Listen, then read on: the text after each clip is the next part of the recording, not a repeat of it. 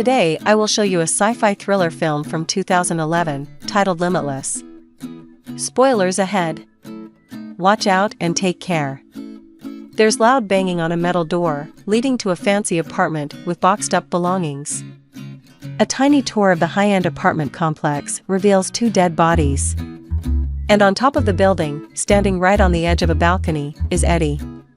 He takes 1 foot off the edge and he hears 2 gunshots in the next apartment over. His neighbor must have checked on the noise. Someone is screaming in front of Eddie's door to be let in. Eddie's disappointed in himself. Does he jump? A little over a year earlier, Eddie is walking down the street, looking completely different. He says he's a writer. Drinking midday in a bar, he's telling 2 guys about his novel, for which no one believes. He has a contract for. It's a question if he believes it himself. Later, he's seen writing. Trying to write. Procrastinating. Until he finally leaves his apartment and goes out to drink again.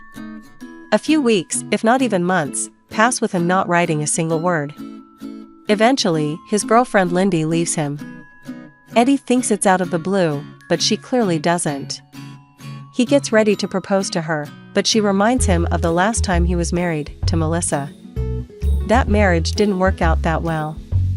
Later, he's walking home, feeling bad about himself in general, when he sees his ex-brother-in-law, Vernon. Eddie's not excited to see him. After a little chit-chat, where they both lie to each other a bit about what they're doing, Vernon convinces him to have a drink together. They go to a bar, and he tells him about how Melissa is doing. Then they start talking about Eddie's creative problems and Vernon suggests he can help him. He shows him the drug he's selling. It's some kind of magic designer drug that supposedly can help you access your whole brain. Eddie doesn't think it can help him. Vernon needs to leave, so he gives him his business card and a sample of the expensive drug for free. On his walk home, Eddie is still wallowing in self-loathing when he decides to take the drug. He walks into his building and immediately runs into his landlord's wife Valerie, who hates him. As she's screaming at him, his mind is racing, wondering about the effects of the drug, when it finally hits. Suddenly, he starts noticing everything that he previously wouldn't have. The little things all around him, the little things about her. At one point, he asks her what's wrong, catching her off guard. They start talking about her studies, as he begins accessing different memories in his mind that he didn't even know he remembered. He offers to help with her essay as she starts warming up to him. And when the essay is done, they have intercourse. He walks into his apartment and suddenly realizes how filthy and disgusting it is. So he starts cleaning and fixing it up, putting everything in its place, until it looks like an actual place someone would live in. The drug has made his mind perfectly clear. So he does the one thing he knows he should be doing with a clear mind, writing. And this time, he's actually doing it. The next morning, Eddie wakes up and feels that the drug has completely wore off. The good news is that he still has the pages he's written from his novel, so he goes to see his publisher. Eddie asks her to read the unfinished manuscript and promises to return the advance if she doesn't like it. As soon as he gets home, he has 3 new messages from her, saying that what she read was brilliant. Eddie thinks to call her back, but instead goes to see Vernon. He opens the doors for him, looking like someone has roughed him up, and lets him in reluctantly. Vernon knows why he's there and tells him that he'll give him more of the drug, but that first, he has to run some errands for him. Eddie goes to get his dry cleaning and pick up some breakfast, but when he comes back, he finds the apartment door open. The place is completely ransacked and Vernon is on his couch. Eddie walks over and sees that he's dead. He immediately calls the police, and while he waits for them to get there, he realizes that the people that were apparently looking for the drugs never found them. So he gets to looking for himself. Eddie ultimately finds the drugs, as well as Vernon's black book and some money. Suddenly, the police are at the door. Later, he's being questioned in a police station. The detective is suspicious of Eddie and his story.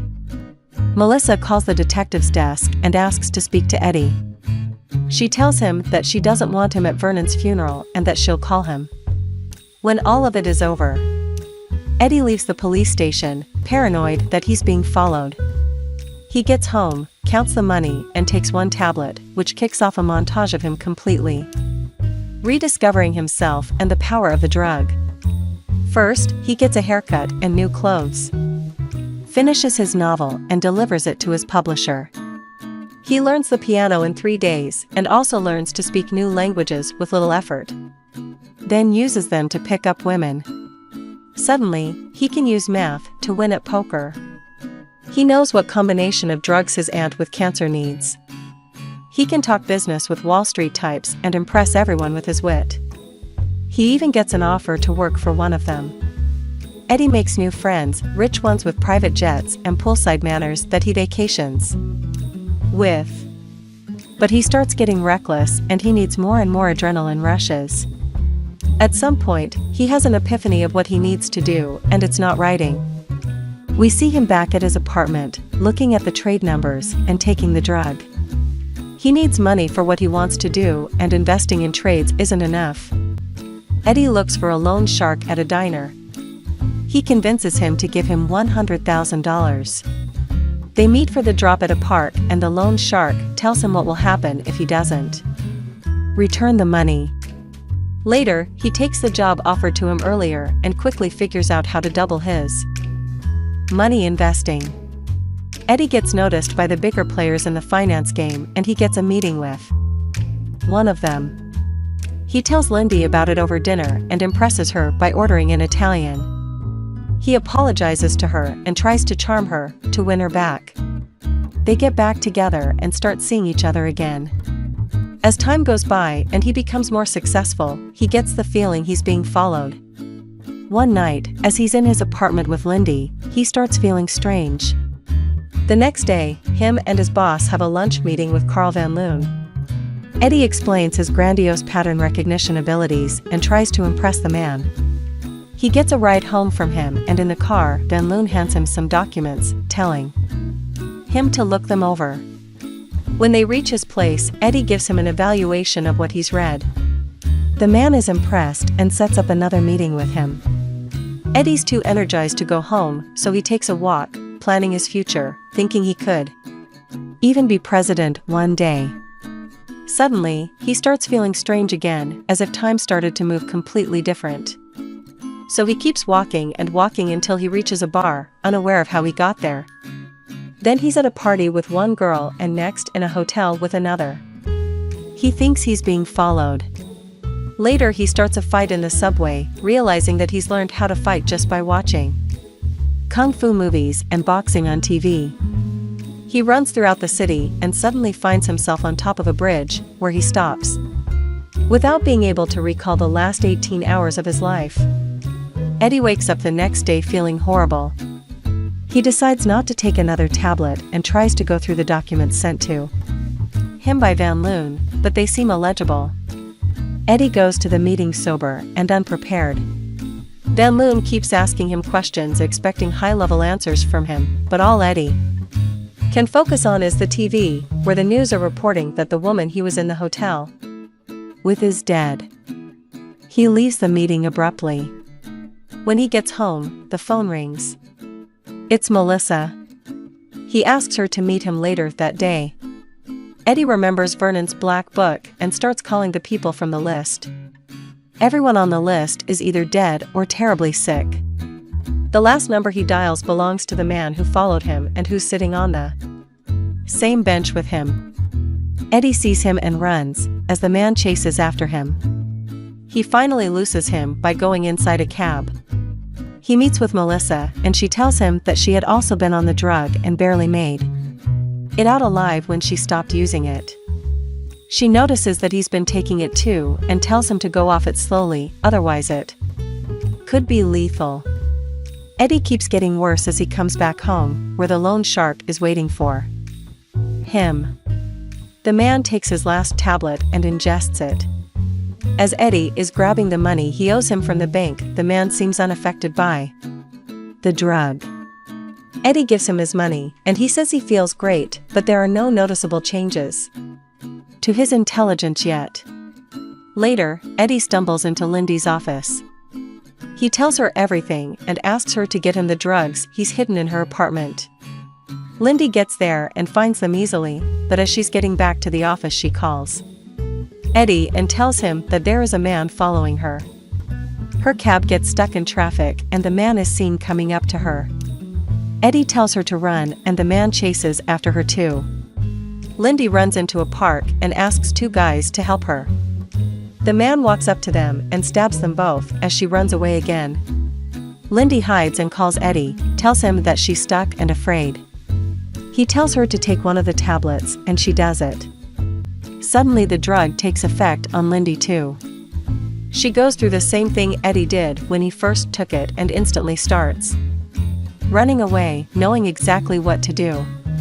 The man follows her every step until she incapacitates him and escapes. Lindy gets to Eddie and gives him a tablet. They check into a hotel together. The following morning Lindy is getting ready to leave and Eddie tries to persuade her that he'll get on track. But, after taking the drug herself, she disagrees. He sees the good sides of the drug, while she is scared of it. Eddie tells her that he will eventually get off the drug, but she leaves regardless. Eddie sees the loan shark waiting for him and he goes up to him. The man wants more drugs so he gives him a few to hold him over. Later, he hires two bodyguards that follow him everywhere and he goes to see Van Loon.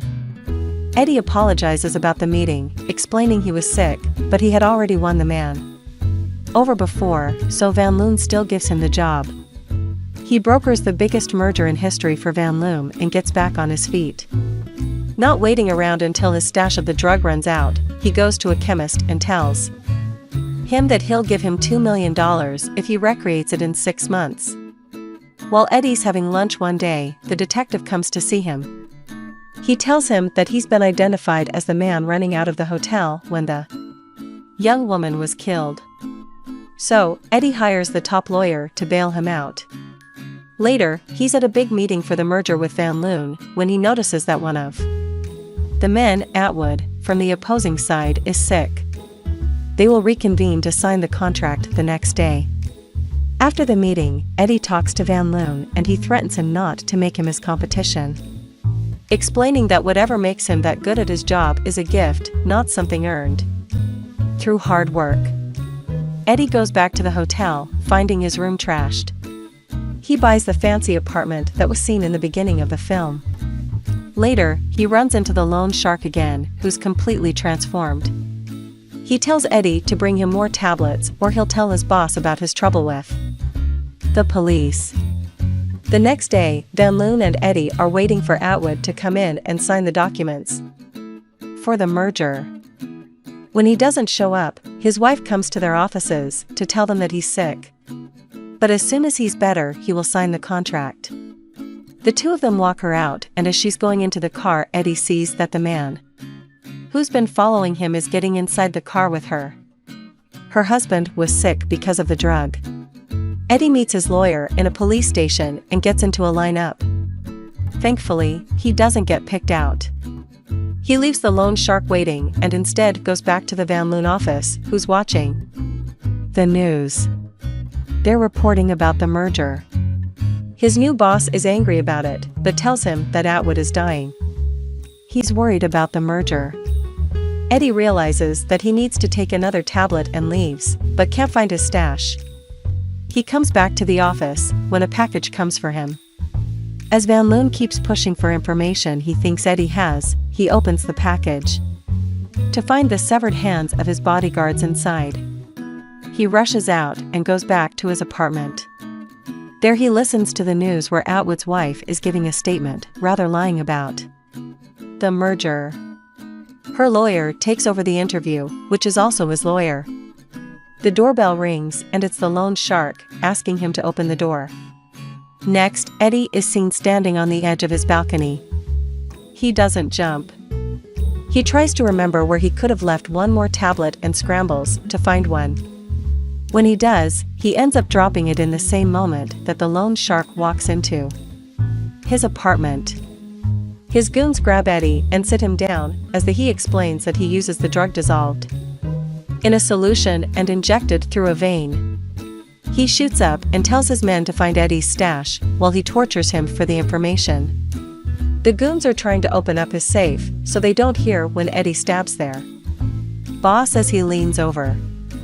He kills him, then drinks his blood to get a fix of the drug. It works, so he knows how to fight off the goons.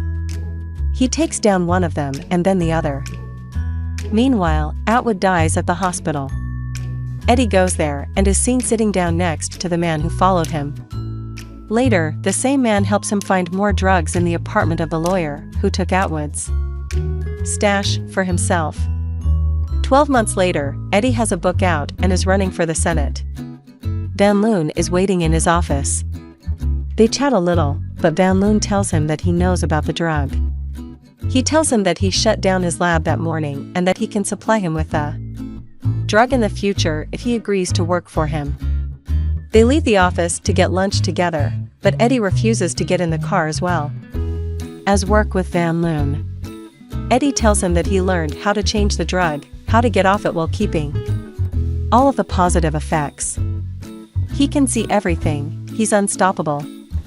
Eddie refuses any possibility to work with Van Loon and sends him on his way. He walks to a restaurant and meets with Lindy there.